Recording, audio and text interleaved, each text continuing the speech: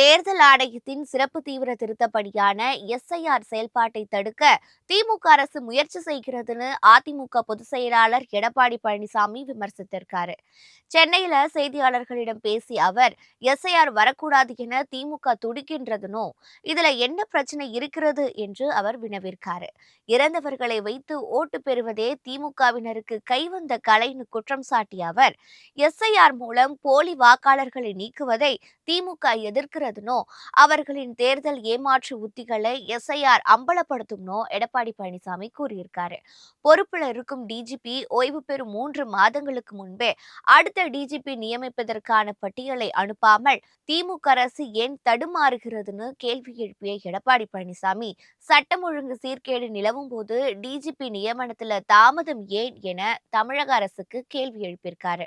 அதிமுக ஆட்சியில் நியமனங்கள் சரியாக நடைபெற்றதாகவும், அரசியல் நோக்கத்திற்காக டிஜிபியை நியமிக்காமல் திமுக அரசு தாமதப்படுத்துகின்றதுன்னு பழனிசாமி கூறியிருக்காரு.